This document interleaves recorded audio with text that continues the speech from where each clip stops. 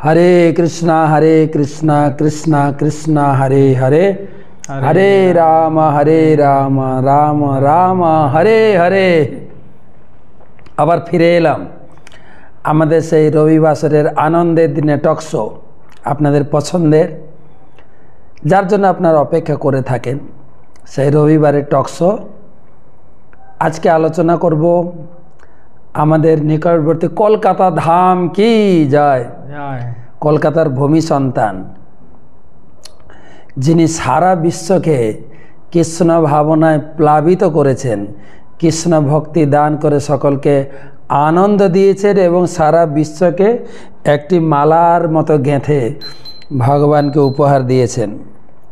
সেই কলকাতা ধাম শিল প্রভুপাদের জন্মস্থান, সেই নিয়ে আলোচনা করব। আজকে আমাদের স্টুডিওতে উপস্থিত আছেন শ্রীপাদ অনঙ্গ মোহন দাস ব্রহ্মচারী প্রভু। অনঙ্গ মোহন প্রভু, আপনাকে আমাদের স্টুডিওতে স্বাগতম। তো অনঙ্গ মোহন প্রভুকে অনেকেই চেনেন, ওনার জ্ঞানগর্ভ বক্তৃতা ইউথ ক্লাস সকলের মনকে চাঙ্গা করে তোলে, তাই না? ওনার ছোট ছোট গল্প, ছোট ছোট উপদেশ সকলকে খুব আনন্দ দান করে, সকলে ভালোবাসেও। আর সুন্দর তার দিব্য দর্শন সকলে পছন্দ করেন যেখানেই যান। তো অনঙ্গ মোহন প্রভু বিশেষ করে ইস্কনের অনেক গুরুত্বপূর্ণ ভূমিকায় তিনি যুক্ত রয়েছেন। বর্তমান তিনি কলকাতা, আমাদের যে মন্দির রয়েছে কলকাতা অ্যালবার্ট রোড, তার একজন সম্মানিত ভাইস প্রেসিডেন্ট এবং ওখানকার মন্দিরে যে মূল অনুষ্ঠান রথযাত্রা কমিটির চেয়ারম্যান, এবং রিসেন্টলি গত 2 বছর আগে কলকাতায় যে প্রভুপাদের সঙ্গে ভক্তি সিদ্ধান্ত সরস্বতী ঠাকুরের প্রথম মিলন স্থান উল্টাডাঙ্গা, এখন উল্টোডাঙ্গা বলা দরকার নেই, সুল্টোডাঙ্গা, ভক্তি বিনোদ আসন বলা যেত, ভক্তি বিনোদ আসন। তো সেখানকার রূপকার প্রভুপাদের ইচ্ছা এবং ভগবানের কৃপায় আমরা সেই জায়গাটা আমরা হাতে পেয়েছি, সেটা অত্যন্ত সুন্দরভাবে গড়ে তুলেছেন। সেই সঙ্গে আমাদের এআইডিসির একজন সম্মানিত সদস্য, অনেক বড় বড় এবং সারা বিশ্বে লন্ডন, স্থানীয় বাংলাদেশ, সিঙ্গাপুর সব জায়গায় ঘুরে ঘুরে প্রচার করেন। অনেক ব্যস্ত দায়িত্বের মধ্যেও তাকে আমরা আজকে স্টুডিওতে পেয়ে আমরা ধন্য মনে করছি। তো ওনার কলকাতার ভক্তি জীবনে বা ইস্কন আশ্রম জীবনে দীর্ঘ প্রায় 2 যুগ হতে চলেছে। 22 বছর ধরে তিনি শ্রী রাধা গোবিন্দের সেবায় যুক্ত, প্রভুপাদের সেবায় যুক্ত। তার উপলব্ধি এবং কলকাতার যে সম্পত্তি, আমাদের যে ধাম, কলকাতায় কি কি গুরুত্বপূর্ণ স্থান রয়েছে সেটা নিয়ে জেনে নেব। আসুন আমরা শুরু করি আজকের আলোচনা। শিল প্রভুপাদের জন্মস্থান কলকাতা ধাম। অনঙ্গ মোহন প্রভু, অত্যন্ত আনন্দিত আপনি আমাদের স্টুডিওতে এসছেন। আমাদের বহু লোক আপনার কাছ থেকে শুনতে চায়, শিল প্রভুপাদ সারা বিশ্বের মানুষকে ধন্য করেছেন।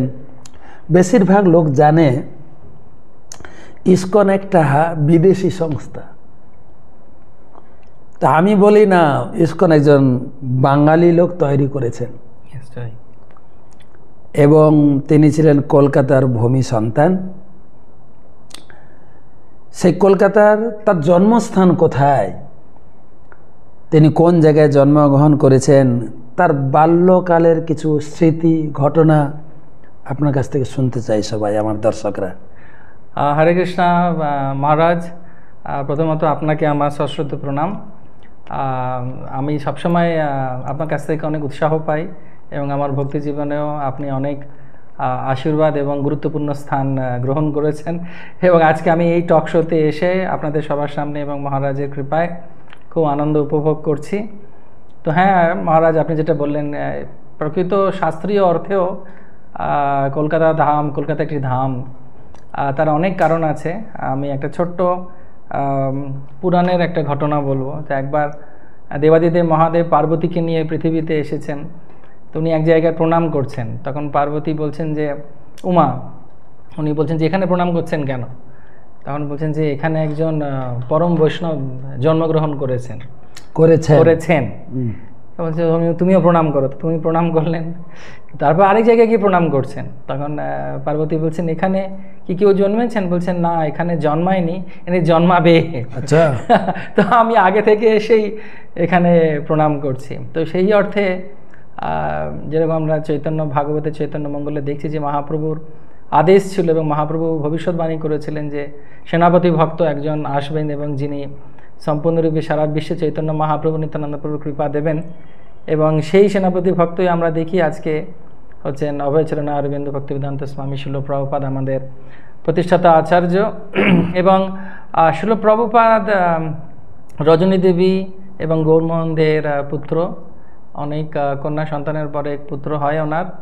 এবং রজনী দেবীর কোনো ভাই ছিল না, তো ভাই না থাকার জন্য উনি ওনার বোনের বাড়িতে গেছিলেন।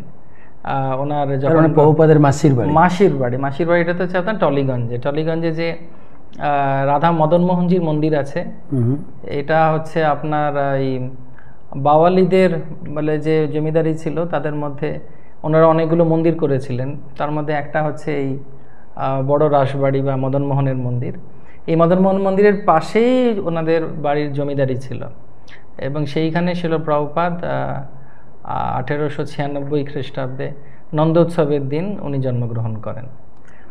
দিনটা মনে রাখবেন কিন্তু। হ্যাঁ, তিথি হচ্ছে নন্দ উৎসবের দিন, সাল হচ্ছে 1896 এবং 1 সেপ্টেম্বর ছিল সেটা।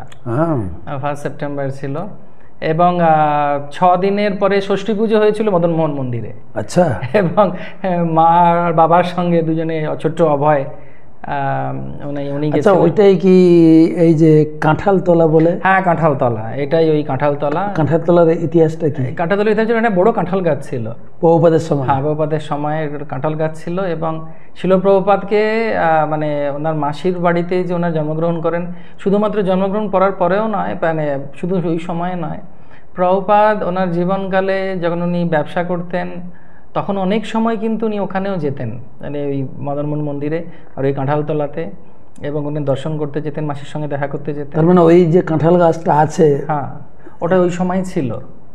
এবার একটা মজার কথা বলি আপনাকে, এই কাঁঠালে আজ পর্যন্ত কোনোদিন ফল হয়নি রোপণ করার পর থেকে। যখন থেকে শিল প্রভুপাদের জন্মস্থানটা ইসকনে এলো আর আমরা পেলাম, ওখানে তো আপনি জানেন যে প্রায় 30টা মতো পরিবার থাকতো ওখানে, হ্যাঁ ওখানে ছিল, টেনেন্টসও থাকতো, মানে ভাড়াটেরা থাকতেন। এবং সেই কাঁঠালতলাতে ওনাদের কাছ থেকে আমরা জানতে পেরেছি যে কোনোদিন কাঁঠাল হয়নি। যে বছর ইসকন পেল সেই বছর থেকে কাঁঠাল ফলা শুরু হয়েছে। তো সেই জন্যে সেই জায়গাটা খুবই বিশেষ, কারণ শিল প্রভুপাদ ওখানে নিজে ব্যক্তিগতভাবে অনেকবার গেছেনও এবং অনেক কিছু হয়েছে ওখানে। প্রভুপাদ চেয়েছিলেন ওই জায়গাটা আমাদের যাতে হয়, এই জায়গাটা সংরক্ষণ করি। এখন ওখানে কিছু পূজা অর্চনা, কিছু ব্যবস্থা আমাদের জন্য, ওটা হচ্ছে মূল জায়গা, হ্যাঁ, প্রতিষ্ঠাতা আচার্যের জন্মস্থান। সেই অর্থে বলতে গেলে চৈতন্য মহাপ্রভুর আচার্যদের, মানে ওনার পদাঙ্ক যেন অনুসরণ করে এসেছেন, সেটা বলতে গেলে যেমন পাঠ, শ্রীপাঠ আর মহাপাঠ বলে, যে একজন জন্মগ্রহণ করলে সেটা হচ্ছে শ্রীপাঠ, আর 2-3 জন যদি ওখানে লীলাবিলাস করে থাকেন তাহলে মহাপাঠ বলে। তো কলকাতাকে মহাপাঠও বলা যেতে পারে। কি অর্থে? তার কারণ হচ্ছে যে শিল প্রভুপাদ ওখানে জন্মগ্রহণ করেছেন কলকাতায় টলিগঞ্জে। জন্মস্থানটা এখন আমাদের ইসকনেরই তত্ত্বাবধানে সেবিত হচ্ছে জায়গাটি। আর ভক্তি সিদ্ধান্ত সরস্বতী ঠাকুর ওনার গুরু মহারাজও কিন্তু কলকাতা থেকে প্রচার শুরু করেন। তো সেই জন্যে, এবং ভক্তিবিনোদ ঠাকুর উনিও কলকাতায় ছিলেন। তো আমাদের এই যে প্রভুপাদ এবং তার গুরুদেব এবং তার বাবা, এনাদের যে পুরো পরম্পরাটা, এটা কিন্তু কলকাতার সঙ্গে ওতপ্রোতভাবে জড়িত এবং তারা সেখানে ছিলেন, তারা লীলাবিলাস করেছিলেন। কিন্তু আমি শুনেছি প্রভুপাদের গুরুদেব, তার গুরুদেব গৌর কিশোর দাস বাবাজি মহারাজ, উনি কিন্তু নিষেধ করেছেন কলকাতা যাবেন না। কলকাতা হচ্ছে মায়ার জায়গা, কলির পীঠস্থান। সেই অর্থে আপনি কি বলবেন? আমি মনে করি যে এইটা অনেকটা সেই জগাই মাথায় উদ্ধারের মতো। আমি সবসময় এটা মনে করি যে বারণ করছেন গুরুদেব, কিন্তু শিষ্য সবসময় চান যে গুরুদেব বারণ করেছেন, কিন্তু নীতিটা কি? নীতিটা হচ্ছে যে জগাই মাথায় খুব বদমাইশ ছিল, তারা উৎপাত ছিল। নিত্যানন্দ প্রভু ভাবলেন যে এদেরকে যদি ভক্ত বানিয়ে দিই মহারাজ, তাহলে মহাপ্রভুর আরও বেশি নাম হবে। তো সেই জন্যে আমার মনে হয়, এবং রামানুজাচার্যের একটা লীলা আমার মনে পড়ে এই অর্থে, আপনি যে প্রশ্নটা করছেন বলে, যে রামানুজাচার্যকে গুরুদেব গোষ্ঠীপূর্ণ বলেছেন, আমি তোমাকে মন্ত্র দিচ্ছি, এটা গুপ্ত মন্ত্র, এই মন্ত্র যদি তুমি কাউকে বলবে না, বললে তুমি নরকে যাবে, কিন্তু এই মন্ত্র যদি কেউ পাঠ করে তার জগৎ মানে সে উদ্ধার হয়ে যাবে। তিনি মন্দিরের ছাদে গিয়ে বলে দিলেন, মাইকে বলে দিলেন যে ওং নমো নারায়ণায় নমঃ। তখন গুরুদেব কিন্তু খুশি হয়েছিলেন। আমার মনে হয় ভক্তিসিদ্ধান্ত সরস্বতী ঠাকুরের উপরে গৌরকিশোর বাবাজান নিশ্চয়ই প্রসন্ন ছিলেন, তা না হলে এই এত সুন্দর এটা। আমি আরেকটা শুনেছি, প্রভুপাদের জীবনী পড়ে প্রভুপাদ কিন্তু অনেকটাই প্রশংসা করেছেন বাবার যে তার চরিত্র আমার জীবনে অনেকটা ছাপ ফেলেছে। কিন্তু গৌর মন্দির সম্বন্ধে কিছু বলেন। আমরা যখন উল্টোডাঙ্গা এবং মানে উল্টোডাঙ্গার জায়গাটি পাই, মানে যেটা ভক্তিবিনোদ আসন এখন, এবং সেই অর্থে অনেক প্রভুপাদের, এবং যে আমরা যে একটি গ্রন্থও বার করেছি প্রভুপাদের এই স্থানগুলোর উপরে, the hidden treasures of Calcutta বলে, তো সেই যে রিসার্চ করার সময় আমরা বিভিন্ন গুরু মহারাজের সঙ্গে প্রভুপাদ ডিসাইপলদের সঙ্গে কথা বলছিলাম, তখন তারাও বলছেন যে প্রভুপাদ অনেক বেশি খুব সুন্দর সুন্দর কথা আছে। বাবাকে খুব ভালোবাসতেন এই কারণে, বাবা বৈষ্ণব ছিলেন, মাও ছিলেন বর্ধিষ্ণু বৈষ্ণব ছিলেন। এবং যেরকম আমরা জানি যে কাপড় কাটবে না বলে ইঁদুরের জন্য খাবার মহাপ্রসাদ রেখে দিতেন, মানে বাবার বস্ত্র ব্যবসায়ী ছিলেন। যখন দোকান বন্ধ করে ফিরতেন ইঁদুরের জন্য খাবার রেখে দিয়ে আসতেন। আমরা তো ইঁদুরকে মেশিনে ধরে মেরে ফেলি, কিন্তু তার বাবা কত বড় উদার ব্যক্তি ছিলেন, যাতে ইঁদুর খাবার খেলে আমার দোকানের কাপড় কাটবে না, সেটা একটা অনেক বড় কথা। আরেকটা আমি মানে খুব আমার যেটা আমাকে খুব আকর্ষণ করেছিল এই কথাটি, এটা আমি যখন জানতে পারলাম যে উনি সবসময় বৈষ্ণবদেরকে বাড়িতে নেমন্তন্ন করতেন। কোথাও যদি শুনতেন কোনো বৈষ্ণব এসেছেন, উনি বাড়িতে নেমন্তন্ন করতেন। নেমন্তন্ন কিছু শুধু নয়, ওনার ঘরে সবসময় 5-6 জনের জন্য রান্না আলাদা করে হতো প্রসাদের জন্য। এবং প্রভুপাদ বলতেন যে আমার বাড়িতে আমি সবসময় দেখতাম বৈষ্ণব সেবা হচ্ছে, সাধু সেবা হচ্ছে। আরেকটা উনি বলতেন যে আমার ছেলে যখন আমার বাবা, আমার মনে আছে প্রভুপাদ বলতেন যে আমার বাবা যখন আসতেন, সাধুরা সেবা করতেন, সেবা করার পর যখন ওনাদের বলতেন যে কি আশীর্বাদ চাও, বলতেন আমার ছেলে যেন ভালো রাধারানীর ভক্ত হয়। এইটা মানে কতটা একটা বড় জিনিস। আরেকটাও শুনেছি, মানে গৌরমন্দের একটা বড় লং টার্ম ভিশন, মানে পূর্ব পরিকল্পনা ছিল নিশ্চয় যে আমার ছেলেকে সবাই আশীর্বাদ করবে। বাড়িতে বৈষ্ণবদের ডেকে ভোজন দিয়ে আশীর্বাদ চাইছেন, আশীর্বাদ কাকে করুন, আমার ছেলেকে করুন, সেজন্য রাধারানীর বড় ভক্ত হতে পারে, রাধারানীর নাম সারা জগতে প্রচার করতে পারেন। এটা একটা বাবা মার যেই চরিত্র, বর্তমান যে চলছে না, বেশিরভাগ ছেলে মেয়েকে জিজ্ঞেস করবেন কি তুমি বিয়ে করবে না কেন, বাবা মা যা ঝগড়া করে, মানে বাবা মার যে কালচারটা, চরিত্রটা অনেকটা সন্তানদের উপরে প্রভাব বিস্তার করে, যেটা প্রভুপাদের ক্ষেত্রে হয়েছিল। প্রায় আমি দেখতাম কিছু কিছু লেকচারে প্রভুপাদ বলতেন আমি যদি ইস্কনে কিছু করে থাকি সেটা আমার বাবার কৃতিত্ব, বাবার ছোটবেলার জিনিসগুলো যা আমাকে শিখিয়েছেন, যা আমি তার কাছ থেকে শিখেছি, সেটাই পরবর্তীকালে গুরুদেব আমাকে প্রভাবিত করেছেন, সেটাই বাবা। এবং বাবা ওনাকে এবং মৃদঙ্গ শেখার জন্য উৎসাহ দিয়েছিলেন, ছোটবেলায় মৃদঙ্গ শিখিয়ে দিয়েছিলেন। যে রথযাত্রা করা এই রাধা গোবিন্দ মন্দিরে মল্লিকদের বাড়িতে, এটাও গৌর মন্দির উৎসাহতেই হয়েছিল। আর এটা যেটা খুব স্ট্রাইকিং লেগেছিল আমার, মানে খুব অবাক লেগেছিল, যে একটা ছেলে অনেকগুলো মেয়ের পরে হয়েছে, সেই ছেলে তো স্বাভাবিকভাবেই খুবই আদরের হবে। তো ওনার একবার শিল প্রভুপাদের খুব অসুস্থতা হয়, মোস্টলি আমি যদি ভুল না বলি ওনার বোধহয় পক্স বা কোনো কিছু হয়েছিল ছোটবেলায়, ডিসেন্ট্রি হতে পারে বা কি পক্স এর কিছু একটা হয়েছিল। সেই সময় ওনাকে খুব সিরিয়াস মানে জমে মানুষের টানাটানির মতো অবস্থা। তো সেই সময়ে ইংরেজি ডাক্তারকে ডাকা হয়েছিল এবং তিনি পথ্য দিয়েছিলেন যে আমিষ স্যুপ বানিয়ে খাওয়াতে হবে, চিকেন স্যুপ বানিয়ে খাওয়াতে হবে। তো কিছুতেই মানে ছেলে গ্রহণ করবে না। তখন উনি বললেন আমাদের রাধা গোবিন্দের চরণামৃত ওকে দাও এবং এই ছোট্ট অভয়কে রাধাকৃষ্ণের ওনার যে বিগ্রহ, বা বাই দ্য ওয়ে রাধাকৃষ্ণ বিগ্রহ কিন্তু ছোট, শিল প্রভুপাদকে ওনার বাবাই দিয়েছিলেন ওনার নিজের ছোট সেবা করার জন্য। দিয়েছিলেন শুধু না, আমিও শুনেছি মন্ত্রও দিয়েছিলেন, তুমি কি মন্ত্রে পূজা করবে। It's quite unique. এটা একদম ঠিক বললেন আপনি যে বাবা মা অনেক বড় একটা মানে একজন সন্তানের উপরে, সে পুত্র হোক বা পুত্রী হোক, অনেক বড় প্রভাব বিস্তার করে। কারণ তাদের জীবনের প্রথম নায়ক নায়িকা বলতে গেলে বাবা মাকেই দেখে তারা। তো হ্যাঁ, ঠিকই বলেছেন আপনি যে বাবার অনেক প্রভাব শিল প্রভুপাদের উপরে হয়েছে। আমাকে একজন বলছিলেন যে গৌরমোহন দে যখন রাত্রে দোকান বন্ধ করে ফিরতেন, বাচ্চারা একটু সন্ধ্যা ঘুমিয়ে যায়, অভয় ঘুমিয়ে পড়তেন, কিন্তু উনি এসে ঘরে রাধা গোবিন্দের আরতি করতেন, ভোগ নিবেদন করতেন, ভজন গাইতেন। এই ঘন্টির শব্দ শুনে অভয় ঘুম ভেঙে যেত, পিছনে দাঁড়িয়ে দাঁড়িয়ে দেখতো অভয় বাবা কিভাবে আরতি করে, কিভাবে ভোগ লাগায়। সেটা আরও সে অ্যাট্রাকশন হয়েছিল, বাবা আমাকে তুমি এক বিগ্রহ কিনে দাও, আমিও পূজা করব, তাই নাকি? বাবা তাকে উৎসাহ দিয়েছিল। আমাদের বাবা মা কি করে, এখন না, বয়স হলে করবি। কিন্তু কতটা একটা মানে গৌরমোহনদের কত বড় একটা প্ল্যান ছিল, পরিকল্পনা ছিল, যেটা তিনি তাকে এত বড় জায়গায় নিয়ে আসতে পেরেছিলেন। মাও কিন্তু কম নয়। যেমন আমার মা কি প্রতিজ্ঞা করেছিল যে, হ্যাঁ ওইটা আমি বলতে যাচ্ছিলাম, যে ওনার যখন শরীর অসুস্থ হয় তো মা কিছু পণ করেছিলেন। তো প্রভুপাদের যখন 7 বছর বয়স হয় তখন উনি লক্ষ্য করেন যে মা বাঁ হাতে খাচ্ছে। তখন উনি জিজ্ঞেস করেছিলেন যে মা তুমি বাঁ হাতে খাচ্ছ কেন? তখন থেকে উনি ডান হাতে খাওয়া শুরু করেন, কারণ উনি একটা পণ করেছিলেন যে আমার ছেলেকে তুমি সুস্থ করে দাও গোবিন্দ। যেরকম হয় বাঙালি বাড়িতে, যে যতদিন না পর্যন্ত অভয় আমাকে জিজ্ঞেস করবে আমি কেন বাঁ হাতে খাচ্ছি, ততদিন পর্যন্ত আমি এই ডান হাতে খাচ্ছি, এই বাঁ হাতে খাচ্ছি কেন, ততদিন আমি ডান হাতে খাবো না।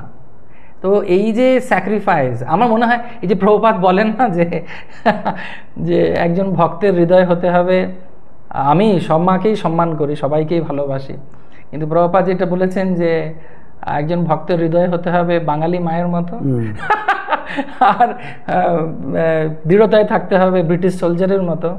আমার মনে হয় ওনার মারও বেশ ভালো প্রভাব ছিল। মা বাবার একটা বড় দান, যেটা অভয়কে অনেক অনেক দূর পৌঁছে দিয়েছেন। তো তার লেখাপড়া সম্বন্ধে কিছু যদি বলেন। লেখাপড়াতে হচ্ছে প্রভুপাদ স্কুলে যেতে চাইতেন না, ওই মতিলাল সিল স্কুলে উনি পড়েতেন, তো ওখানে পড়তে যেতে চাইতেন না। কিন্তু ওনার মা করতো কি, চাইতেন যে আমার ছেলে ব্যারিস্টার হবে লন্ডনে গিয়ে।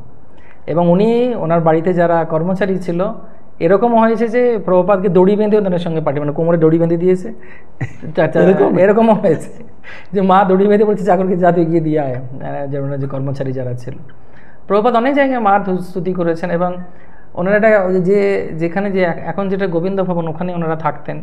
উপরে একতলার 2টো রুম নিয়ে আর নিচের কতগুলো ঘর নিয়ে ওনারা থাকতেন। তো উপরে একটা দড়ি লাগাতেন ছোটোবেলায় অভয়, এবং লাঠি নিয়ে তিনি বলতেন আমি হচ্ছি ট্রাম দেখতেন আসছে, তো ট্রাম খেলতেন উনি। আর প্রভুপাদ এক জায়গায় বলেছেন যে ওই যে মল্লিক বাড়ির রাধা গোবিন্দ মন্দিরটা, প্রভুপাদ বলছেন আমার ভক্তি জীবন শুরু, প্রভুপাদ তো শুদ্ধ ভক্ত, কিন্তু উনি বলছেন ওই যে কোর্টইয়ার্ডটা, সেটাতে আমার ভক্তি চালু হয়েছে। ওই জায়গায় এখনো আছে? হ্যাঁ, ওই জায়গায় এখনো আছে। এবং আপনারা জেনে খুশি হবেন যে প্রভুপাদের সঙ্গে সম্পর্কিত যতগুলো জায়গা, এবং কলকাতায় মহাপ্রভু এবং নিত্যানন্দ প্রভুর সঙ্গে সম্পর্কিত মহাপ্রভুদের পার্শ্বদের, আমরা ইসকনের তরফ থেকে সবার সঙ্গে যোগাযোগ রাখি। এবং আমাদের একটা কমিটি আছে, সেই কমিটি প্রতি বছর বিভিন্ন উৎসবে, বিভিন্ন যাত্রায়, শীতকালে গরমকালে যতটা পারা যায় তাদের সঙ্গে যোগাযোগ রাখা, তাদেরকে আপ্যায়ন করা, তাদেরকে আমন্ত্রণ জানানো। এবং আপনি যদি এখন কোনো জায়গায় যান, আপনাকে খুব ভালোবাসা এবং স্নেহ দেবে। এবং আমরা আপনার কাছেও প্রার্থনা, যদি কলকাতায় আসেন এইসব জায়গাগুলো দর্শন করবেন, খুব ভালো লাগবে। তো প্রথম শুনলেন আমাদের কাঁঠালতলা, যেটা হচ্ছে আপনার টালিগঞ্জ, কি সিনেমা যেন, ভবানী, ওটা আসতে গেলে আপনার রবীন্দ্র সরোবর হয়ে ভবানী সিনেমা থেকে ডান দিকে ঘুরে যেতে হবে। ভবানী সিনেমার কাছে কাঁঠালতলা, যেটা প্রভুপাদের অরিজিনাল জন্মস্থানে প্রভুপাদ চেয়েছিলেন কাঁঠাতলা জায়গাটি আমাদের দরকার আছে, ওই জায়গাটা তোমরা পেলে মেমোরিয়াল করো। আমাদের পশ্চিমবঙ্গ সরকারও সাহায্য করছেন জায়গাটাকে উদ্ধার করতে। তো যাই হোক, আমরা ওই জায়গায় আপনি কখনো কলকাতাবাসী বা যেখানে থাক, ইস্কনেতে অনেক কার্যকলাপ দেখছেন, অনেক মন্দির দেখছেন, কিন্তু জন্মস্থান একবার হলেও কলকাতার জন্মস্থানটা দেখে আসবেন। প্রভুপাদের স্মৃতি বিজড়িত, প্রভুপাদের ভূমিষ্ঠ হওয়া সেই পবিত্র জায়গা। আমি অনেকবার গেছি, অনেকে নিয়ে গেছি, অনেকে উৎসাহ দিয়ে নিয়ে গেছে। ওখানে আমাদের এক গ্রুপ ভক্ত রয়েছেন, আপনি গেলে অবশ্যই আপ্যায়ন পাবেন। হ্যাঁ হ্যাঁ, নিশ্চয়ই। তা এখন আমি যাব প্রভুপাদ। এটা ছোটোবেলার অনেক ঘটনা রয়েছে, আপনার প্রভুপাদের জীবনী পড়বেন। প্রভুপাদের সঙ্গে তার গুরুদেবের যে সাক্ষাৎকার, যে স্থানটা হয়েছিল, আমি শুনেছিলাম প্রভুপাদ যখন তিনি স্কটিশ চার্চ কলেজে পড়েন, তখন আমাদের বৈষ্ণব ধর্মের সিংহ গুরু ছিল ভক্তি সিদ্ধান্ত সরস্বতী ঠাকুর এসেছিলেন। তার এক বন্ধু, কি নাম যেন ভুলে গেলাম, নরেন মল্লিক। তো সেটা আপনার কাছে শুনবো যে নরেন চাইছিল সেই গুরুদেবের সঙ্গে অভয়ের একবার সাক্ষাৎকার হোক, কিন্তু অভয় চাইছিলেন না আমি আর। তো সেই ঘটনাটুকু আপনার কাছ থেকে জানতে চাই। আসলে প্রভুপাদ মানে এতটাই প্রভাবশালী ছিলেন, ওনাদের বন্ধুদের ভেতরেও সবসময় প্রভুপাদ নেতৃস্থানীয় স্থানেই থাকতেন। দেখতেও খুব মানে বলিষ্ঠ ছিলেন, খুব হ্যান্ডসাম ছিলেন, এবং মনের ভিতরে সবসময় একটা জোশ ফুর্তি ছিল।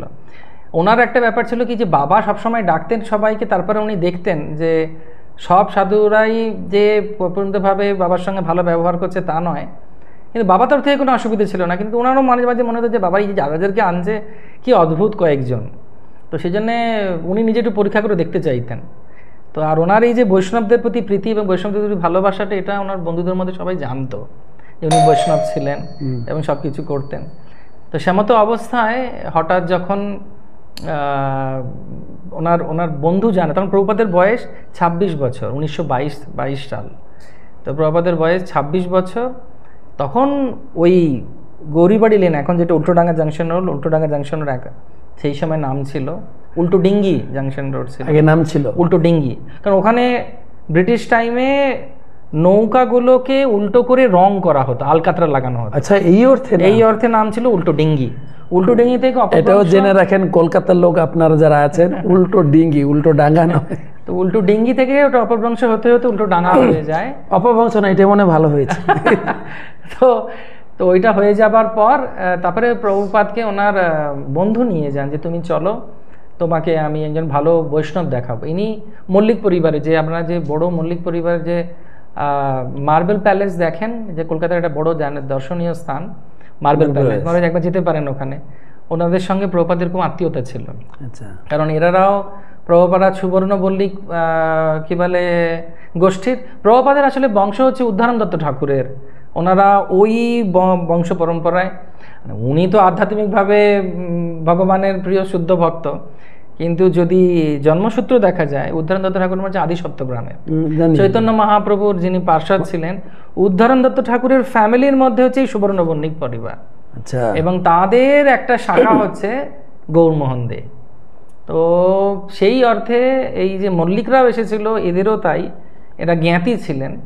তো তারা সবসময় এই বাড়িটা দেখলে বোঝা যাবে যে প্রভুপাদ তো রয়্যাল ছিলেন, মানে খুব রাজকীয় ব্যাপার ছিল প্রভুপাদের ভেতরে। তো প্রভুপাদ তখন বলল যে আমি যাব না, কারণ এরকম অনেক সাধু দেখেছি, সব মানে সবাই যে বিশাল শুদ্ধ সবাই তা নয়, খুব দুষ্ট লোকও আছে। তো ওনার মধ্যে ওই যে উল্টোডাঙ্গার যে ওই জন্য আমার ওইটাকে ওইভাবেই রেখেছি মহারাজ। আপনার যেটা ভালো লেগেছিল যে একদম পুরনো ধরনেরই রেখেছি সিঁড়িটা, মহারাজও খুশি হয়েছিলেন যে উনি মাঝে মাঝেই আসেন এবং আপনারাও আসুন, উনি খুব খুশি হন ওখানে গিয়ে। তো আমার ইচ্ছা আছে যে মহারাজ একবার ওখানে আপনাদের সবাইকেও নিয়ে আসবেন, যারা যারা এখানে আছেন। আমরা আলোচনা করছি কিন্তু উল্টো ডিঙ্গি উল্টো ডাঙ্গা, যেখানে আমাদের ভক্তি বিনোদ আসন তৈরি হয়েছে, সেই কথা শুনছেন। আর ওটারই কি বলে পুনঃসংস্কারক আমাদের অনঙ্গ মোহন প্রভু, ওনার কাছ থেকে শুনুন উল্টো ডাঙ্গার কথা। তো তখন ওনাকে প্রভুপাদকে জোর জবরদস্তি সিঁড়িতে হাত ধরে টেনে নিয়ে যায়। তো তিনি যখনই আমার গায়ে কাঁটা দেয় এই কথা বলতে গেলে, যে যখন উনি গিয়ে পৌঁছেছেন তখন ভক্তিসিদ্ধান্ত সরস্বতী ঠাকুর 1918 খ্রিস্টাব্দে ওই জায়গাটি 50 টাকায় ভাড়া নিয়েছিলেন। সেই সময় সোনার দাম যদি হিসেব করা যায় সেই জায়গাটা আরও বেশি দামি ছিল, মানে এই ভাড়াটা এত দাম দিয়ে উনি চেয়েছিলেন একটা সবথেকে ধনী জায়গায়, সবথেকে ইম্পর্টেন্ট জায়গায় উনি থাকবেন। পুরো বাড়িটা 50 টাকায়, 1918-তে 50 টাকা মানে অনেক টাকা, অনেক টাকা, অনেক টাকা। তো সেই সময় উনি যখন ওখানে ছিলেন তখন প্রতিদিন উনি ভাগবত দিতেন আর চৈতন্য চরিতামৃত পাঠ করতেন। তো ওইরকমই একটি সন্ধ্যায় 1922 খ্রিস্টাব্দে এই অভয় দে তিনি বন্ধুর সঙ্গে গেছেন। যেই উঠেছেন গিয়ে বসেছেন, উনি ভক্তিসিদ্ধান্ত সরস্বতী ঠাকুর ওনার দিকে তাকিয়ে বলেছেন, এই যে তোমরা, হ্যাঁ তোমরা শিক্ষিত যুবক, হ্যাঁ শিক্ষিত যুবক, তোমরা কেন মহাপ্রভুর বাণী বিদেশে প্রচার করছো না? আর প্রভুপাদের স্বভাবগত একটা স্বভাব ছিল পরীক্ষা নেবার, পরীক্ষা করে নেবার। তো উনি বলছেন যে আপনি যে মহাপ্রভুর বাণী বলছেন এটা এখন আমরা ব্রিটিশ সরকারের তত্ত্বাবধানে স্বাধীন হয়নি, কে শুনবে? পরাধীন ভারতবর্ষের কথা কে মর্যাদা দেবে? তখন তিনি বলেছিলেন শ্রী চৈতন্য মহাপ্রভুর এই বাণী কোনোদিন নিষ্ফল হবে না। স্থান, কাল, পরিস্থিতি এর উপরে কোনো কিছু আধ্যাত্মিকতা নির্ভর করে না। তুমি যাও, তুমি গিয়ে বিদেশে প্রচার করো, এবং কেন করতে পারো? তুমি ইংরেজি ভাষা জানো, বলেছিলেন ইউ নো ইংলিশ, তুমি ইংলিশ জানো, তুমি কেন গিয়ে প্রচার করছো না? তখন প্রভুপাদ ওনার একটা সাক্ষাৎকারে উনি বলেছিলেন, ওই মুহূর্তে আমি বুঝতে পেরেছিলাম ইনি আমার চিরন্তন গুরুদেব, এবং ওই মুহূর্তে উনি বলেছিলেন আমি ঠিক করে নিয়েছিলাম এনাকে আমি আমার সর্বস্ব সমর্পিত করলাম। এবং উনি খুশি হয়েছিলেন যে উনি হেরে গেছেন। আজ পর্যন্ত প্রভুপাদকে কেউ হারাতে পারেনি, এমন কোনো মহাপুরুষ বা এমন কোনো ব্যক্তিত্বের সামনে ছিল প্রভুপাদ সেই 26 বছর অবধি আসেননি যেখানে উনি এইরকম একজন মহাপুরুষের সঙ্গে দেখা হবে। আমি শুনেছি ভক্তি সিদ্ধান্ত সরস্বতী ঠাকুর প্রভুপাদ তিনি বলছেন যে ব্রিটিশদের তোমরা তাড়ানোর জন্য একটা রক্তক্ষয় করছো, আমার ধারণা রয়েছে তোমাকে দিয়ে সেই ব্রিটিশদের হৃদয় জয় করে ভারতের ভূমিতে পদানত করাবো ব্রিটিশদের। তাই হয়েছে? তাই নিশ্চয়ই হয়েছে। যেন নিবাস প্রভু আর তো আমাদের ব্রিটিশ ওখান থেকেই তো এসেছেন, রাধা মাধবের সেবা করছেন। তো সেই হচ্ছে প্রভুপাদ ওখানে নথি স্বীকার করেন, এবং এসে উনি যেখানে কাজ করতেন বোস ল্যাবরেটরিতে ইস্তফা দিয়ে দেন। তো ওনাকে জিজ্ঞেস করেছিল ওনার বোস ল্যাবরেটরির যিনি মালিক, উনি খুব ভালোবাসতেন প্রভুপাদকে, এবং বলেছিলেন যে তুমি ছেড়ে দিচ্ছ কেন? বলছে তখন তার আগে অবধি উনি ওনার মানে স্যারের কাছেই মানে চাকরি করতেন ওই ল্যাবরেটরিতে। উনি বলেছেন যে আমি একজন মানুষ একজনের কাছে নথি স্বীকার করতে পারে, আমি আজকে একজনের কাছে নথি স্বীকার করে এসেছি এবং আমি আর কারোর কাছে মাথা নিচু করতে পারবো না। এটা শুনে নাই যে একজনের কাছে মাথা নিচু করতে পারবো, আমি কারোর কাছে মাথা নিচু করতে পারবো না। তা আমি একজন মহাপুরুষের কাছে আজকে, তো তারপর তো ইতিহাস মহারাজ। মোটামুটি বলা যায় যে ইস্কনের শুরু সেই দিন, একদম মানে ভক্তি সিদ্ধান্ত সরস্বতী ঠাকুর অভয়ের হৃদয়ে এই ইস্কনের বীজ বপন করলেন। সালটা মনে রাখবেন 1922। কোনো দিন আছে নাকি? দিনটা আমরা এখনো চেষ্টা করছি খুঁজে বার করার, কিন্তু সেই সময় তদানীন্তন যারা ছিলেন তারা এখনো কেউ প্রকট নেই। আমরা পুরনো ক্যাসেট আর তারপরে যে সমস্ত লেখনী আছে, চিঠি আছে, সেগুলো আবার আমরা চেষ্টা করছি বারবার রিসার্চ করে বার করার। হয়তো বেরিয়ে যেতে পারে কোন দিন হয়েছিল। এবং এই জায়গাটা অত্যন্ত স্পেশাল মহারাজ। এখানে ভক্তিসিদ্ধান্ত সরস্বতী ঠাকুর প্রথম ওনার ব্যাস পূজা শুরু করেন। ভক্তিসিদ্ধান্ত সরস্বতী ঠাকুর গুরুদেবের ব্যাস পূজা, হ্যাঁ ওনার নিজের ব্যাস পূজা, ওনার ভক্তিসিদ্ধান্ত ঠাকুর প্রভুপাদের ওনার নিজের ব্যাস পূজা উনি শুরু করেন। ওখানেই উনি চৈতন্য চরিতামৃত, চৈতন্য ভাগবতের উপরে আর এর উপরে আপনি টিকা লেখা শুরু করেন ওই ঘরে। রোজ সকাল বিকেল ক্লাস দিতেন ওই ছাদে। ওখানে শ্রী শ্রী গন্ধর্বগিরিধারী উনি প্রতিষ্ঠা করেন। এবং এমন কোনো ভারতবর্ষের তদানীন্তন বিশেষ করে বাংলার কোনো বিশেষ ব্যক্তিকে আপনারা যদি যাকে মনে করুন, নেতাজি সুভাষচন্দ্র বোস উনিও এসেছেন, ওনার বাবা জানকীনাথ বোস উনিও এসেছেন। এবং এইখানেই এই ঘটনাটি ঘটে যে নেতাজি সুভাষচন্দ্র বোস এসে বলেন যে আমি স্বাধীনতার জন্য তোমার গৌড়ীয় মঠে এত ইয়াং ছেলে রয়েছে, তো ওরা জব করছে, ওদেরকে দাও। তখন বলছে সাধনারও প্রয়োজনীয়তা আছে, এবং এরা খুব রোগা পেটকে, এরা তোমাকে কি কাজে লাগবে বলে উনি হেসে ওনাকে জাস্ট বলেছিলেন যে এরা সাধনাও দরকার আছে, সাধনা এবং প্রার্থনার মাধ্যমে। আমি শুনেছি, একটা লেখা পড়ছিলাম, নেতাজি সুভাষচন্দ্র বলছেন, মহারাজ আমি শুনেছি আপনার কাছে অনেক ইয়াং যুবক ছেলে রয়েছে, ওদেরকে দেন, আমি ভারত স্বাধীন করব। ভক্তি সিদ্ধান্ত ঠাকুর বলছেন, আচ্ছা তুমি কি গীতা পড়োনি? হ্যাঁ, আমি হিন্দু, গীতা পড়বো না? অবশ্যই গীতা পড়েছি। গীতা তো লেখা আছে আমাদের এই জন্মটা টেম্পোরারি, অনিত্য। এখন তোমার ভারতে জন্ম হয়েছে, তাই তুমি ব্রিটিশদের হাত থেকে ভারতকে ছাড়াতে চাইছো। আচ্ছা পরের জন্মটা যদি তোমার ব্রিটিশে হয় তুমি কি করবে? ভক্তি সিদ্ধান্ত ঠাকুর এই জ্ঞান গর্ব গীতার ব্যাখ্যা শুনে বলছেন, আমি অনেক গীতার ব্যাখ্যা শুনেছি, এইরকম ব্যাখ্যা আমি শুনি নাই। এই বলে মাথা নত করে গেছেন, আর আসেনি কোনোদিন ছেলে চাইতে। না, নিশ্চয়ই নিশ্চয়ই, কারণ ওই ভক্তিচন্দ্র ঠাকুর ওখানে অনেক কিছু ঘটনা আছে, যেন আমরা রিসার্চ করে বার করলাম। ওনার সবুজ রং খুব পছন্দ ছিল, সবুজ মানে গ্রিন, একদম গ্রিন রংটা, কচি কলা পাতা নয়, মানে কলা গাছের যে পুরো পাকা পাতা। এর কারণ ওটা নাকি শাস্ত্রে বলে ওটা নাকি বিপ্রলম্ভের রং। আচ্ছা। এবং উনি সবুজ কালিতে লিখতেন, এবং উনি সবুজ চাদর গায়ে দিতেন। আচ্ছা। ওনার বাবা তো ম্যাজিস্ট্রেট ছিলেন, সবকিছু একটু রাজকীয়। তো একদিন ফিটন গাড়ি আসতে দেরি হয়েছে উল্টোডাঙায়, উনি কোথাও প্রোগ্রামে যাবেন, তো তিনি তখন বললেন যে নিয়েই নিলেন এটা ফিটন গাড়ি।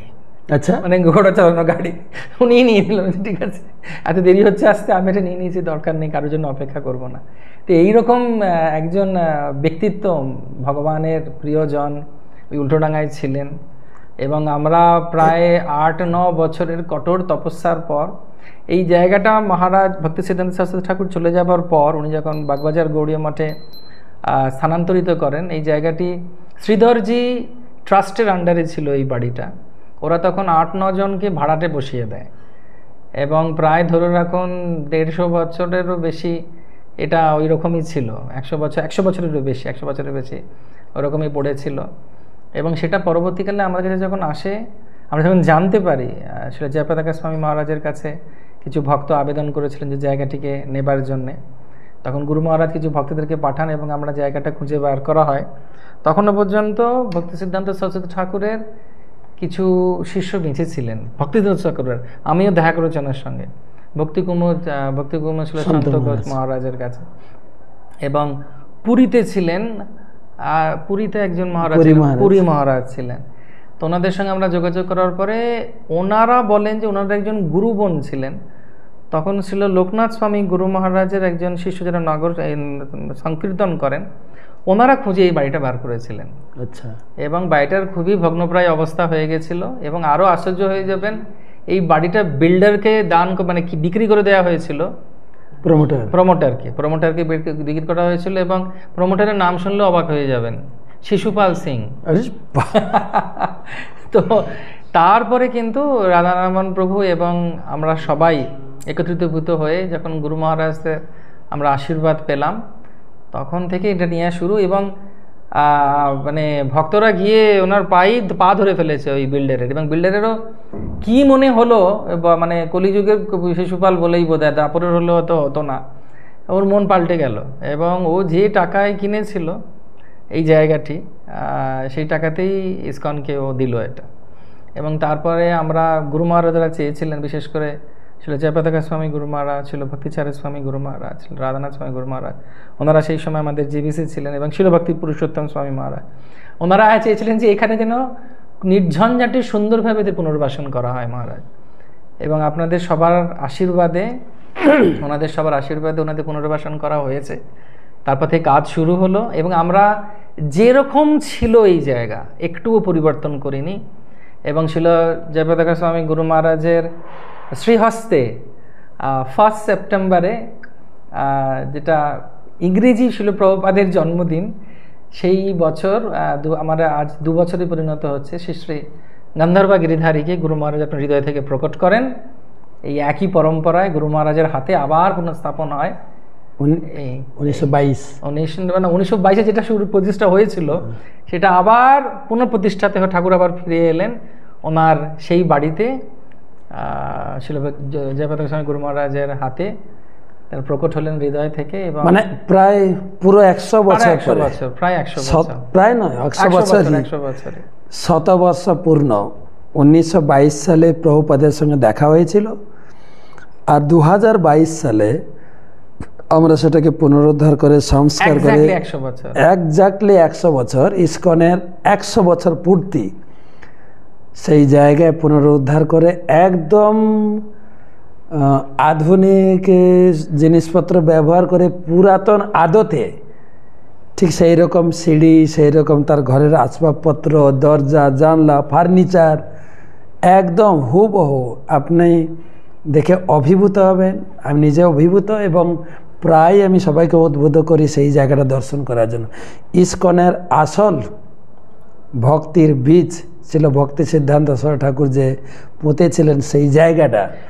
আমি একটা কথা বলতে পারি কি? বলুন। সেটা হচ্ছে যে গুরু মহারাজরা বলেছিলেন একটা কথা, যে যখন উল্টোডাঙা হাতে আসবে এবং ঠাকুর পুনঃপ্রতিষ্ঠা হবে এবং এটার যদি যত্ন নেওয়া হয়, সমগ্র ইসকনের সবার এবং গৌড়ীয় বৈষ্ণবদের মঙ্গল হবে।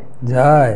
এবং আমরা দেখছি, এটা মহারাজ আপনাকে জানাই, এটাকে আপনাকে আনন্দ হচ্ছে জানাতে, যে এরপরেই কিন্তু প্রভুপাদের জন্মস্থানটা আমরা পাই, রিজার্ভে থেকে চালু হয় পরে, এবং তারপরেও কিন্তু মায়াপুরের যে জমি নিয়ে অসুবিধে হচ্ছিল সেটাও সুন্দরভাবে হয়ে যায়। তো যেটা দীর্ঘ মানে কমিউনিস্ট আমল থেকে তারপরে মানে কয়েকটা ডিকেড চলে গেছে, জমির সমাধান হয়নি। কিন্তু ওনার কথা অনুযায়ী যে উল্টোডাঙ্গা পাওয়ার পরে এই জিনিসগুলো ধীরে ধীরে ধীরে ধীরে আমরা সমাধান সূত্র পেয়েছি, একটা শান্তিতে আসতে পেরেছি যে হ্যাঁ। তো আপনারা শুনলেন কাঁঠালতলা হচ্ছে প্রভুপাদের জন্মস্থান টালিগঞ্জ, আর আরেকটা প্রভুপাদের জন্মস্থান কৃষ্ণ ভক্তির জন্মস্থান ভক্তি সিদ্ধান্ত সরস্বতী ঠাকুরের সঙ্গে প্রথম মিলন উল্টোডাঙ্গা। মানে একটাকে বলতে পারেন ভৌম জন্মস্থান, একটাকে বলতে পারেন আধ্যাত্মিক জন্মস্থান। দুটো জন্মস্থানের কথা আমরা শোনালাম। আর কিছু শুনতে চান? আর কি আছে আমাদের কলকাতায় প্রভুপাদের স্মৃতি বিজড়িত? যেমন প্রভুপাদের স্কুল দর্শন করতে পারেন মহারাজ। প্রভুপাদের স্কুল আছে, ওরা যেটা কি স্কটিশ চার্চ কলেজ না, ওটা তো হচ্ছে কলেজ। স্কুলটা হচ্ছে মতিলাল সিল স্কুল। আচ্ছা, হ্যাঁ হ্যাঁ হ্যাঁ হ্যাঁ, ওই ওটাও উদ্ধার করেন, ওটাও নেন। আপনাদের আশীর্বাদ থাকলে নিশ্চয়ই হয়ে যাবে। ওটা একটা কলেজের স্কুল এখন। প্রভুপাদের কলেজ, যেখানে প্রভুপাদ পড়াশোনা করেছিলেন, স্কটিশ চার্চ কলেজ। প্রভুপাদ যেখানে বিবাহ করার পর যে বাড়িতে ছিলেন ওনার স্ত্রীকে নিয়ে চেতলাতে, সেই চেতলার বাড়িটাও আছে এখনো পর্যন্ত, একদম আদিগঙ্গার পাশে। তো ওখানে চেতলা তো ওই টালিগঞ্জের পাশেই না? তার পাশেই চেতলা। ওখানেও প্রভুপাদ যখন উনি নিজের বিজনেস শুরু করেন, তখন ওই রসা ফ্যাক্টরি থেকে উনি জল নিতেন ওনার কেমিক্যাল বানানোর জন্যে, এবং সেই সময় ওখানে ওই সময় ওনারা থাকতেন। ওখানে ওনার 2-3 জন, মনে হয় দ্বিতীয় কি তৃতীয় সন্তানও ওখানেই জন্মগ্রহণ করেছিলেন। এবং ওখান থেকে চেতলা মঠে, একটা গৌড়ীয় মঠে, ওনার গুরু ভাইয়ের মঠে উনি ক্লাস দিতে আসতেন। সেই মঠটিও ওখানে আছে। মা মারা যাবার পর, ওনার মা মানে রজনী দেবী মারা যাবার পর এবং ওর বাবা মারা যাবার পর যে ঘাটে সিল ঘাটে উনি পিণ্ডদান করেছিলেন এবং মার পুজো করেছিলেন, সেই ঘাট আছে গঙ্গার ধারে, সেটাও আছে। এবং শিল প্রভুপাদ যেখানে ওনার গৃহত্যাগ করার পর সন্ন্যাস নেবার জন্য কিছুদিন যে ট্রানজিটে ছিলেন, যে বাড়িটাতে, যে গৌড়ী মঠের পাশেই উনি একটা বাড়িতে ছিলেন, বলতে পারেন আমাদের এখনকার দিনের যেরকম যুবকরা থাকে না, বেস করে না, ভয়েস, তো এরকম একটা ছোট্ট জায়গা নিয়েছিলেন উনি। তো ওই জায়গাটিও আছে ওখানে, ওই জায়গাটার বাড়িটাও আছে ওখানে। আর শিল প্রভুপাদ এরকম অনেক জায়গা আছে। আর তারপরে আপনারা শিল প্রভুপাদ যেখানে যেতেন, এবং প্রভুপাদ শুধুমাত্র কলকাতাতেই নয় মহারাজ, রোববার হলে বা ছুটির দিন হলে উনি শ্রীরামপুরে যেতেন। ওনার যদি লেখা আপনি দেখেন, মানে মাহেশের জগন্নাথ দর্শন করতে যেতেন, রাধাবল্লভ দর্শন করতে যেতেন। তো এই সবগুলোই আপনারা কলকাতা থেকে এসে, কলকাতাতে থেকে আপনারা দর্শন করতে পারেন। বাগবাজার গৌড়ীয় মঠ দেখতে পারেন, যেখানে যে ঘরে, ওনার উপরের ঘরেও প্রভুপাদ সন্ন্যাস নেবার পর কিছুদিন ছিলেন। এখন যে আমাদের Mintu park 3C Albert road যেখানে মন্দির রয়েছে, ওটা কি প্রভুপাদের তৈরি? হ্যাঁ, বাবুপাদের ভালো কথা মনে করালেন। প্রভুপাদ ভারতবর্ষে যে প্রথম মন্দির করেছিলেন এটা হচ্ছে এই 3C অ্যালবার্ট রোড, এবং তিনি নিজে ব্যক্তিগতভাবে শ্রী রাধা গোবিন্দ শ্রীমান মহাপ্রভু জগন্নাথ বলদেব সুভদ্রা মহারানীকে প্রতিষ্ঠা করেছিলেন। এবং এই যে রথযাত্রা যেটা আমরা করছি এবার 53 বছরে উপনীত হলো, এটা কিন্তু প্রথম শুরু হয়েছিল ওই রাধা গোবিন্দ মন্দির থেকে। না, প্রথম শুরু হয়েছে প্রভুপাদের ছোটবেলায়, সেই 5 ফুটের রথ এখন 50 ফুটে দাঁড়িয়েছে। তো এটাও আপনার কাছে জানলাম যে এখন যে ইস্কনের রথ হচ্ছে কলকাতায়, সেটাও প্রভুপাদ শুরু করেছিলেন। প্রভুপাদ শুরু করেছিলেন এবং প্রভুপাদের ইচ্ছে ছিল যে জগন্নাথ পুরীর রথযাত্রার পর ভারতবর্ষে যদি কোনো রথ হয় সেটা কলকাতার রথযাত্রার জন্য খুব বড় করে করা হয়। এই ব্যাপারে একটা কথা বলি, আপনি মন্দিরের ব্যাপারে কথা বললেন। গুরু মহারাজ ছিল, মানে জয়পতাকার সময় গুরু মহারাজ একবার যখন উনি টেম্পল প্রেসিডেন্ট ছিলেন তখন খুব অসুবিধা হচ্ছিল মন্দিরে চালাতে। তো অনেকবার ওরা ভেবেছিল যে মন্দিরটাকে বন্ধ করে দেওয়া হোক। তখন প্রভুপাদ খুব কড়াভাবে বলেছিলেন, যেটা আমি শুরু করি সেটা কোনোদিন বন্ধ করা যাবে না, তোমাদের ওটাকে যেভাবে চালিয়ে যেতে হবে এবং সেটাকে আরও উন্নতি করতে হবে। তো তাছাড়া প্রভুপাদ নাকি বলেছেন যে আমি তোমাদের দেশে সারা বিশ্বে প্রচার করলাম, আমার জন্মস্থানটা তোমার যত্ন নেবে না। ঠিকই, হ্যাঁ, এটা ঠিক কথা। এবং ছিল জয়পতাকার সময় গুরু মহারাজ বলেন যে প্রভুপাদ ওনাকে বলেছেন যে আমার জন্মস্থানে মহারাজ নিজের মায়াপুরের, কিন্তু আমি বলছি এটা গুরু মহারাজ আমাদেরকে অনেকবার বলেছেন যে এবারে এসেও ক্লাসে বলছিলেন যে আমার জন্মস্থানে যারা প্রচার করবে বা কলকাতায় যারা মহাপ্রভুর নাম প্রচার করবে 10,000 গুণ বেশি ফল লাভ করবে। 10,000 গুণ বেশি ফল লাভ করবে আধ্যাত্মিকভাবে। তো প্রভুপাদের এটা বিশেষ কৃপা আছে এই জায়গায়। এছাড়া আরও অনেক জায়গা আছে যেখানে প্রথম ভক্তদেরকে নিয়ে প্রভুপাদ এসে থাকলেন, মানে আমেরিকা থেকে প্রভুপাদ এসে উনি থাকলেন। অচ্যুতানন্দ, তারপরে তমাকৃষ্ণ গোস্বামী গুরুদেব ওনারা ছিলেন। তো ওখানে হিন্দুস্তান রোড আছে ওখানে। তো হিন্দুস্তান রোডে ওই গড়িয়াহাটের কাছে একটা বাড়িতে, তো একটা সাউথে উনি বাড়ি ভাড়া নিয়েছিলেন। এবং আপনাকে জানাই মহারাজ, মন্দিরের জন্যে না, রানী রাসমণির যে বাড়িটা ওটাও পছন্দ করেছিলেন প্রভুপাদ, ওটাও হচ্ছে ওই গড়িয়াহাটের কাছে। আচ্ছা। কিন্তু পরবর্তীকালের প্রভুপাদ এত দূরদর্শী সম্পন্ন ছিলেন, আজকে অ্যালবার্ট রোডের যা মান ওই জায়গার, সেন্ট্রাল ক্যালকাটা এবং সব মানে অফিস এরিয়া, ওখানে একটা মানে ছুঁচের জায়গাটাও বোধহয় খুবই খুবই মূল্যবান ওখানে। তো প্রভুপাদ এত বছর আগে, 53 বছর আগে যে জায়গাটা নিয়েছিলেন, এখন বুঝতে পারি যে এটা এত উন্নত হয়ে গেছে। তো সেই জন্য প্রভুপাদের রাধা গোবিন্দ সম্পর্কে দুটো কথা বলবো কি। প্রভুপাদ বলেছিলেন যে একবার বৃন্দাবনে প্রভুপাদ প্রতিষ্ঠা করার পর বৃন্দাবনে গেছেন, গিয়ে বলছেন যে একজন এসেছে কৃষ্ণকে আঁকবে। প্রভুপাদকে জিজ্ঞেস করছেন কৃষ্ণকে কীরকম দেখতে, তখন বলছেন অ্যালবার্ট রোডে যাও, গোবিন্দকে দেখো, কৃষ্ণকে ঠিক ওরকম দেখতে। আচ্ছা। হ্যাঁ। আরেকবার একজন ভক্ত ছিল প্রভুপাদকে বলছেন যে পূজারী গোবিন্দকে বাঁশিটা উল্টো দিয়েছে। প্রভুপাদ চিন্তা করো না, কৃষ্ণ ভগবান উল্টো বাঁশিও বাজাতে পারে। তো এরকম অনেক ঘটনা আছে। এবং একটা কথা বলি মহারাজ, যেটা আপনার খুব আনন্দ হবে, কারণ আপনি শ্রীধাম মায়াপুরে বেস্ট, আপনার জন্ম সব কিছু ওখানেই। তো ওর যে ল্যান্ড কেনা হয়েছিল, মায়াপুরের জমি, ওটা কিন্তু শিল প্রভুপাদের যে কক্ষ আছে রাধা গোবিন্দ মন্দিরে, সেখানে শিল তমালকৃষ্ণ গোস্বামী মহারাজ গুরুদেবকে উনি পাঠিয়েছিলেন কৌপিনের ভেতরে টাকা গুঁজে এবং টাকার নম্বরগুলো লিখে লিখে, এইভাবে টাকা নিয়ে যেতে হবে, লোকাল ট্রেনে তুমি যাবে। এবং একটা বট গাছের নিচে মায়াপুরে, যেখানে এখন এত বৈভব শ্রী শ্রী রাধা মাধবের, পঞ্চতত্ত্বের, নৃসিংহদেবের, একটা বট গাছ ছিল ওখানে, জানি না বট গাছটা আছে কিনা। তো ওই বট গাছের নিচে দলিল আর টাকা লেনদেন হয়েছিল। এবং প্রভুপাদ খবর, তখন তো মোবাইল নেই, ফোন ছিল না, তখন ওনারা জিজ্ঞেস করছিলেন যে খুব খুব ব্যস্ত হচ্ছিলেন, এতগুলো টাকা নিয়ে ছেলেগুলোকে পাঠালাম, আমেরিকান ছেলে, খুব দয়ার শরীর ছিল প্রভুপাদের। রাত্রি 1:30-2 অবধি জেগেছিলেন কলকাতা মন্দিরে এবং পাইচারি করছেন ওই বারান্দাটাতে। কত বড় একটা এনজাইটি, টেনশন। এখন আমরা যাই যে রুম আছে কিনা, গিজার আছে কিনা, অ্যাটাচবাদ আছে কি না কিন্তু তখন সেই সময় কিছুই ছিল না। তখন প্রভুপাদ তখন পায়চারি করছেন, প্রভুপাদের ঘরে লাইট জ্বলছে। তখন ভক্তরা যখন ছিল, তামাল কৃষ্ণ গোস্বামী মানে গুরুদেব এসেছেন, এসে জিজ্ঞেস করে বলছেন যে প্রভুপাদ এখনও জেগে আছেন।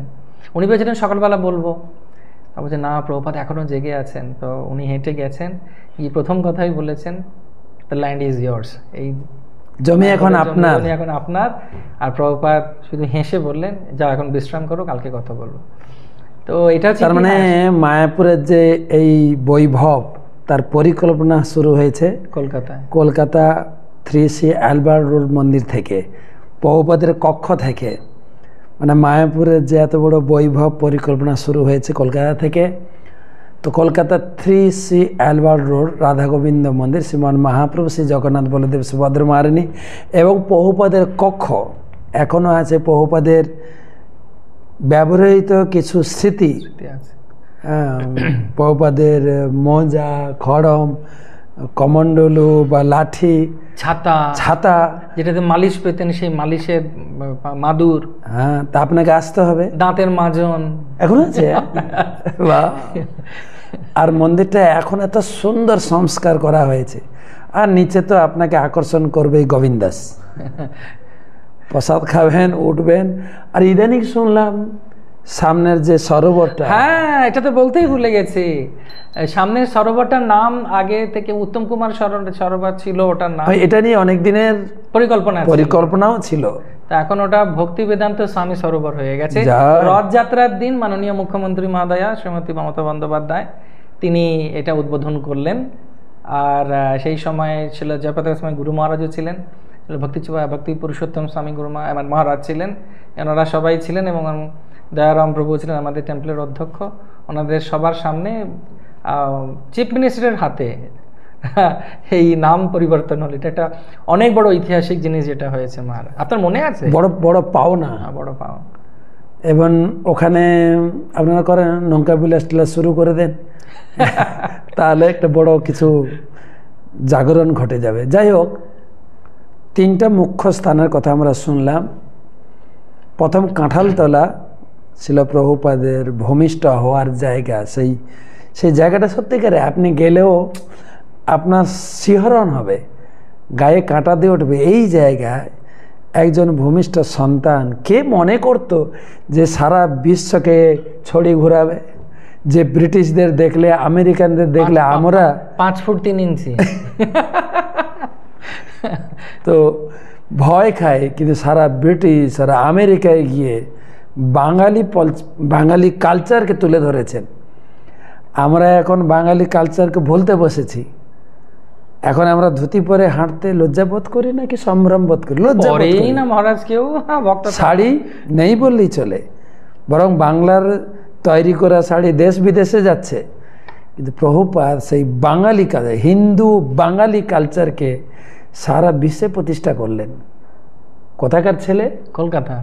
আর এটা কিন্তু প্রভুপাদ বলতেন, I am a Calcutta boy, don't try to teach me. তো প্রভুপাদ, হ্যাঁ উনি বলতেন আমি কলকাতার ছেলে, আমাকে শেখাতে এসো না। তো এটা বলতেন। উত্তর কলকাতায় কিন্তু ব্যাপারটা আছে, আমি দেখেছি কলকাতা, মানে এখানে আসার পর দেখেছি কলকাতার একটা ব্যাপার আছে। তো প্রভুপাদ বলতেন যে আমাকে শেখাতে এসো না, আমি কলকাতার ছেলে। কিন্তু একটা কথা যেটা অনেক সময় অনেকে প্রশ্ন করে, প্রভুপাদের কতজন ছেলে মেয়ে ছিলেন?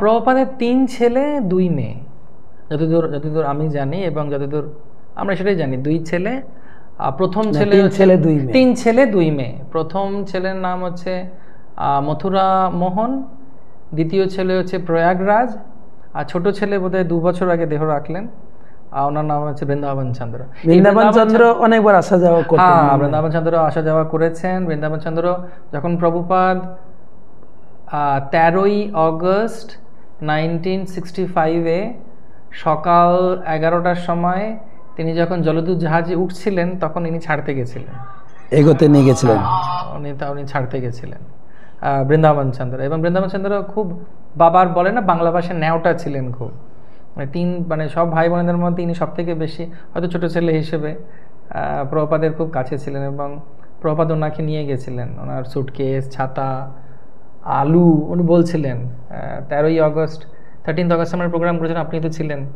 এটা 32,000 লোক নিয়ে যে প্রোগ্রাম হয়েছিল প্রভাপাদের জলদূত উৎসব, তখন এই কথাগুলো উনি বলছিলেন। সবটাই পজিটিভ ছিল, কিন্তু প্রভুপাদের স্ত্রী শুনেছি উনি ভক্ত ছিলেন না। আমি ঠিক জানি না মহারাজ, তার কারণ হচ্ছে যে এটা আমরা সচরাচরিতভাবে এটা আলোচনা হয়ে থাকে, বা এটা আমরা আমাদের উপর থেকে সেরকমই আমরা আলোচনা করে থাকি। তবে ওনার ছেলের সঙ্গে যখন আমরা কথা বলি, বা আমি অনেকবার দেখা করেছি, উনি ছিলেনও, তখন কিন্তু আমি দেখেছি যে উনি কিন্তু বলেছেন যে আমার মা ভক্ত ছিলেন, এবং উনি মনে করতে পারেন না যে মা এরকম বলতে পারে, এটা ওনার বক্তব্য।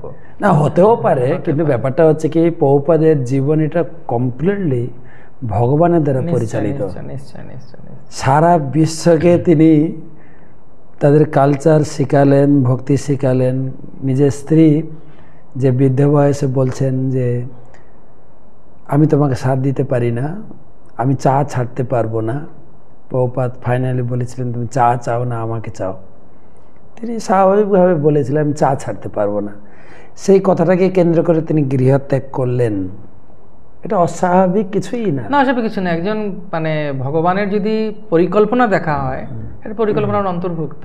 তবে এটাও কথা বলি মহারাজ, আমাকে ছিল তামাল কৃষ্ণ গোস্বামী মহারাজ গুরুদেবের একটা জায়গায় আমি পড়ছিলাম এবং শুনছিলাম, প্রভুপাদ কিন্তু বাড়ির সবাইকে খুব স্নেহ করতেন।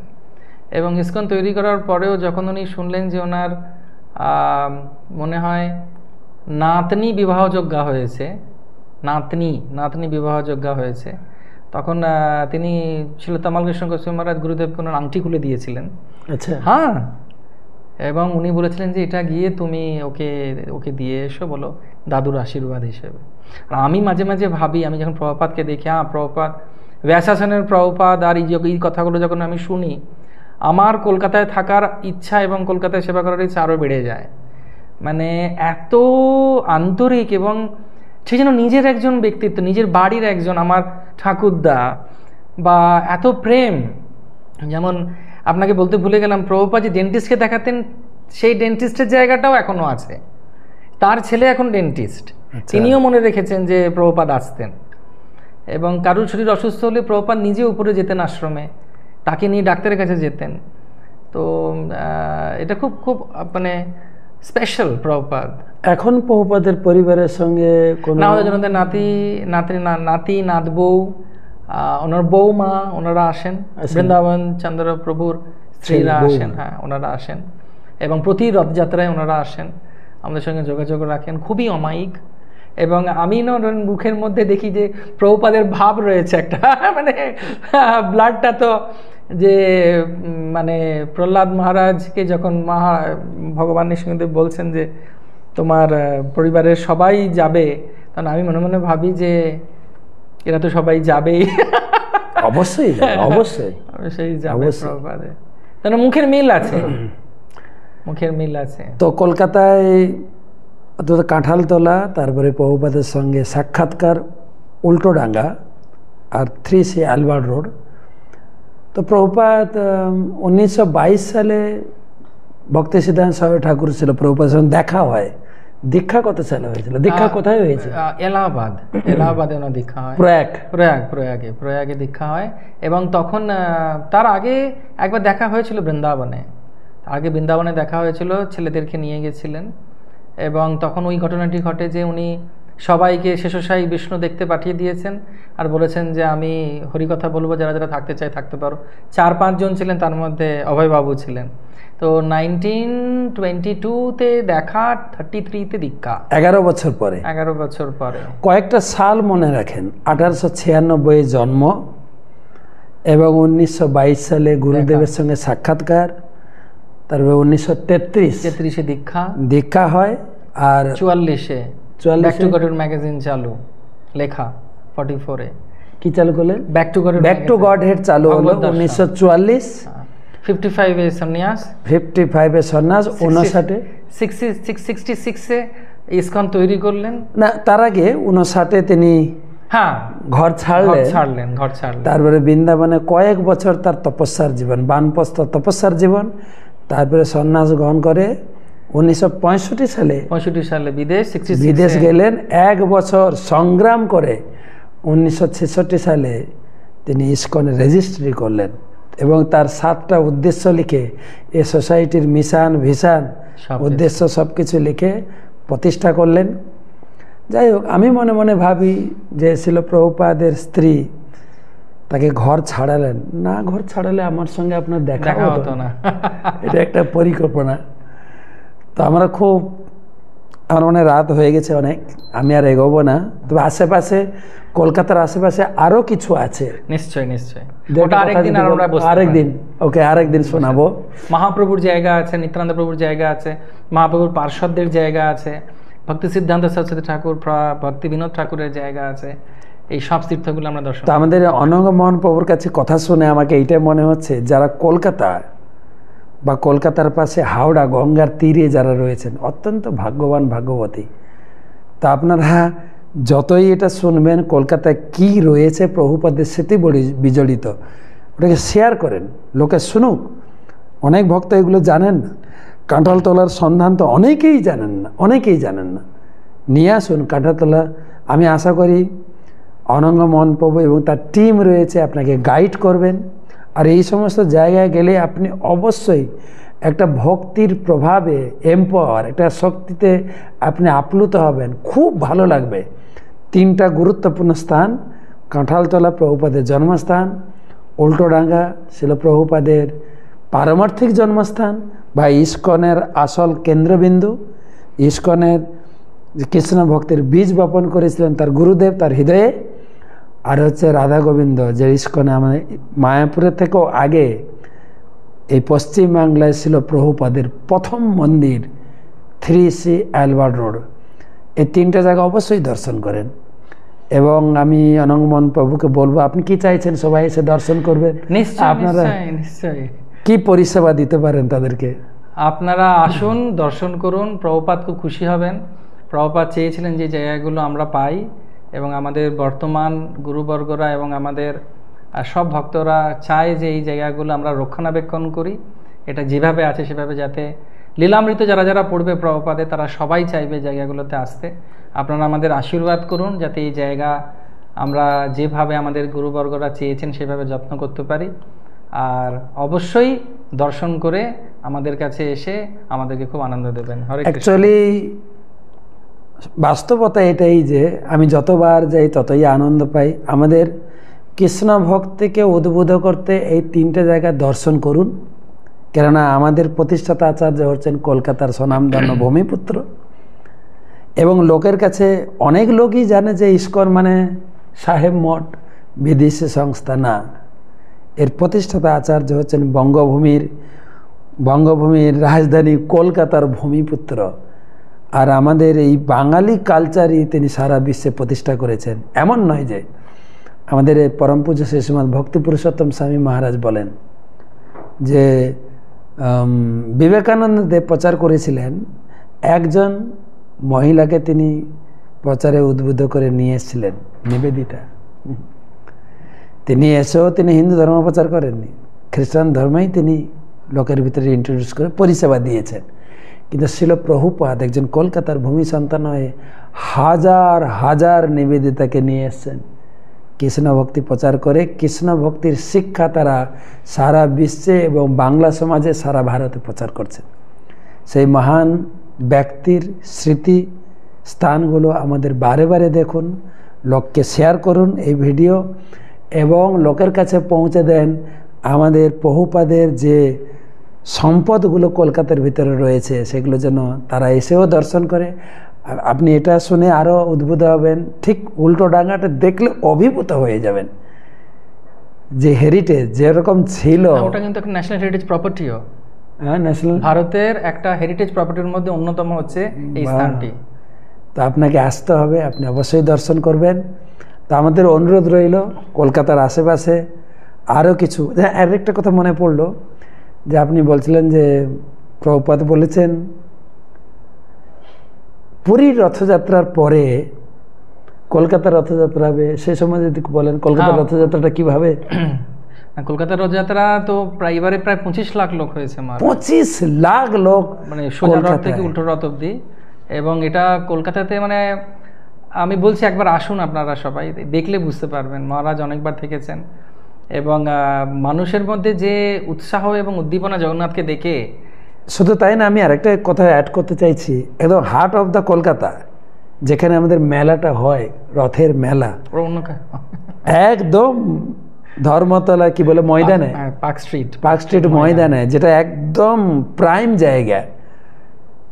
যে কথা শুনলে লোকের ভিতরে গা খাড়া দিই, মানে খ্রিস্টানদের কি বলে প্রথম বছরের প্রথম দিন যেখানে সব লোক জড়ো হয়, মানে একদম প্রাইম জায়গা যেখানে সব লোক আনাগোনা করেন। এবং খুব প্রসিদ্ধ হয়েছে ইস্কনের রথযাত্রার খিচুড়ি প্রসাদ খাবো। আপনি একবার হলেও কলকাতার রথযাত্রা আসেন, এবং পুরীর পরে দ্বিতীয় রথযাত্রা কলকাতায়। তো কলকাতা প্রভুপাদ যেটা চেয়েছিলেন, প্রভুপাদের পরম্পরা হিসাবে আমাদের গুরুবর্গ বা তারপরে আমরা যারা আছি প্রভুপাদকে খুশি করার জন্য প্রয়াস করছি, প্রভুপাদের স্মৃতিস্থানগুলো ধরে রাখার চেষ্টা করছি। আপনারও সহযোগিতা লাগবে, আপনিও আসুন, আপনিও এই কার্যে যোগদান করুন, আপনিও এই কাজের একজন অংশীদার হয়ে যান। তো আপনাকে ধন্যবাদ জানাই, কৃতজ্ঞতা জানাই। আমি খুব আপ্লুত কলকাতার বিষয়ে, এই সমস্ত কোনো অনেক অজানা কথা যেটা আপনি আমাদের সকলের সামনে তুলে ধরলেন।